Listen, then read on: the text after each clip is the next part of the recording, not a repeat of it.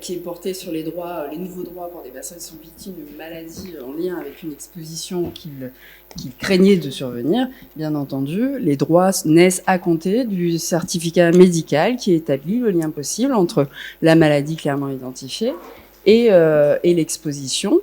Et c'est la reconnaissance de la maladie professionnelle qui, elle, fait courir le délai de prescription de 2 ans pour engager une faute inexcusable. Donc 2 ans à compter du certificat médical initial pour formuler une déclaration de maladie professionnelle et 2 ans à compter de la notification de décision de prise en charge du caractère professionnel ou de l'accident, là en l'occurrence de maladie professionnelle. Bonjour tout le monde. Donc je suis désolée de ne pas être avec vous aujourd'hui. J'aurais bien voulu, mais il y a des fois où effectivement, nous aussi, on peut avoir des accidents qui font qu'on n'est pas là. Moi, j'avais une question pour en particulier notre confrère Labruni. Dans l'évaluation du DFP, je vois que tu es beaucoup plus... on est sur deux choses qui sont assez différentes. C'est l'évaluation en cas de maladie professionnelle et l'évaluation en cas d'accident. On est bien d'accord. Mais nous, le problème qu'on va avoir, c'est que, bon, voyons les choses en face, c'est en matière d'action du travail, il est évident qu'on va nous ordonner des expertises pour déterminer le DFP en matière de droit commun. Mais moi, ce que j'aimerais savoir, c'est est-ce qu'on va quand même pas encore une fois, qu'on ne va pas faire un pas en avant pour faire 2 pas en arrière, à savoir qu'on ne va pas déconstruire ce qui a été fait en matière d'action du travail en matière de présomption d'imputabilité. Parce qu'il y a cette double présomption en matière d'action du travail, à la fois la présomption du fait que l'accident est lié au travail, mais aussi la présomption d'imputabilité des lésions. C'est-à-dire que si jamais on laisse les médecins, les missions que j'ai vues actuellement, c'est principalement de dire déterminer le déficit fonctionnel imputable à l'action du travail. Donc, on remet en cause la présomption d'imputabilité parce que eux, je l'ai vu dans un dossier, ils vont dire, comme on n'est pas sûr que c'est lié à l'action du travail, nous, on l'écarte. Et ce qu'on peut avoir, effectivement, c'est avoir...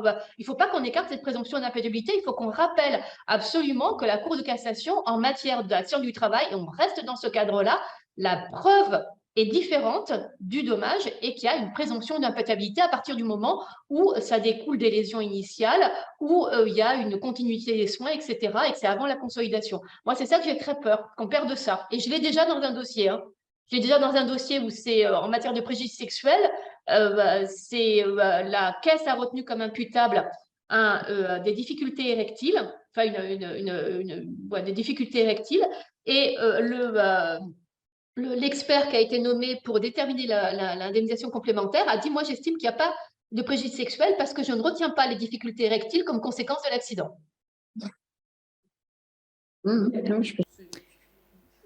Merci Marie. Est-ce que vous voulez réagir ?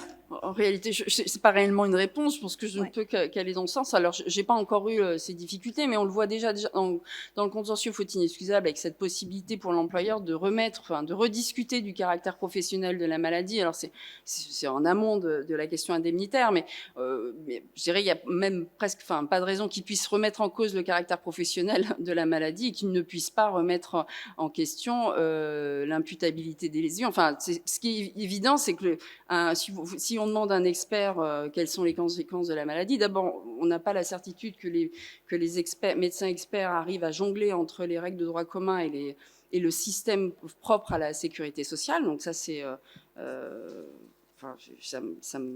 une des difficultés. C'est une des difficultés qui fait qu'on s'interroge sur l'opportunité de contraindre le tribunal d'aller vers l'expertise. Mais dans le cas des accidents du travail, je pense que c'est difficile de passer à côté. Hein.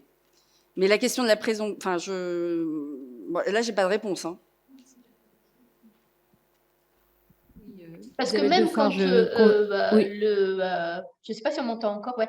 Parce que même quand effectivement, tu as raison, il est possible pour l'employeur de contester l'imputabilité, le caractère professionnel, etc., et même l'imputabilité des lésions. Mais ça s'impose jamais aux salariés. Mais non, mais justement, j'en parlerai tout à l'heure. Isabelle Defarge, conseillère à la Cour d'appel de Grenoble. Il est hors de question dans mon esprit, j'espère dans ceux de mes collègues, qu'un expert puisse remettre en cause l'imputabilité des lésions à l'accident du travail ou à la maladie professionnelle, c'est pas ce qu'on lui demande. On lui demande d'évaluer le préjudice. On lui demande pas de répondre à une question juridique sur l'imputabilité des lésions à l'accident du travail. Ça a normalement déjà été décidé par le juge. Donc, Non, les missions demandent de décrire le déficit fonctionnel permanent.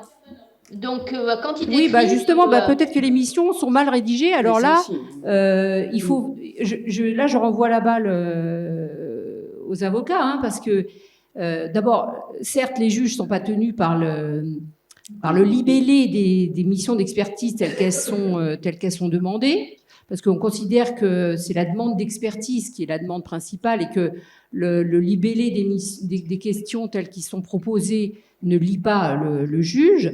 Mais nous, enfin, en tout cas dans la Chambre de la protection sociale où je travaille depuis 2 ans, on attache un soin particulier à la rédaction des questions qui sont posées aux experts pour éviter ce genre de dérive. Parce qu'un expert n'est pas là pour dire quelles sont les lésions imputables à l'accident du travail ou à la maladie professionnelle. Ça a déjà été dit par le juge normalement.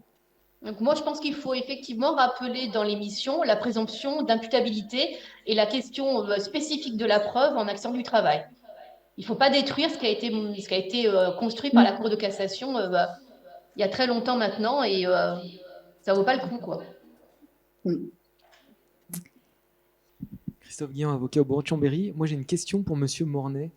Donc depuis janvier, on sait que la rente accident du travail ne répare plus les postes extra-patrimoniaux.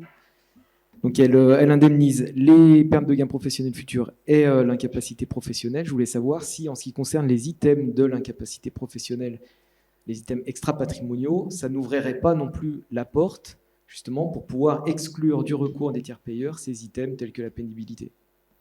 Alors, si je lis les arrêts, moi je ne fais qu'interpréter la jurisprudence de la Cour de cassation, hein. Mais clairement aujourd'hui, ce que disent ces arrêts, c'est que la rente accident du travail vient s'imputer sur les pertes de gains professionnels et l'incidence professionnelle. À partir du moment où on inclut l'incidence professionnelle, ça veut dire qu'on inclut les items de dévalorisation, de perte de chance de promotion. Enfin, la perte de chance de promotion, je la laisse de côté parce qu'elle est un peu à part dans l'accident du travail. Mais c'est les éléments de l'incidence professionnelle. Donc là, à mon avis, c'est clair elle indemnise ça, au moins, quand même. Alors, est-ce qu'on ira ou est-ce qu'il y aura un jour un distinguo? Parce que pour l'instant, la dévalorisation sociale liée à la perte, à l'exclusion du monde du travail, qui est la conséquence de l'arrêt du revirement du 6 mai 2021 de la deuxième chambre civile, qui indemnise l'anomalie sociale, bon, pour l'instant, c'est toujours dans l'incidence professionnelle. Est-ce qu'il y aura à l'avenir un distinguo entre l'aspect extra-patrimonial de l'incidence professionnelle et l'aspect patrimonial de l'incidence professionnelle? C'est les juges du fond qui l'initieront, et puis on verra après ce que dira la mère supérieure sur le sujet, mais pour l'instant, c'est pas le cas en tout cas. Mais en tout état de cause, perte de gains professionnels et incidence professionnelle, ça me paraît assez clair.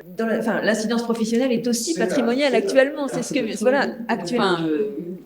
Vous avez été faite, mais là actuellement l'état de la deuxième chambre de la jurisprudence de la deuxième chambre civile, moi je vois pas non plus comment ça pourrait entrer. Ah bah oui. Ouais, et puis il y a la chambre sociale aussi. C'est-à-dire que la chambre sociale, elle rejette toute possibilité d'aller sur ce terrain-là devant le juge du travail en estimant que c'est déjà dans la rente.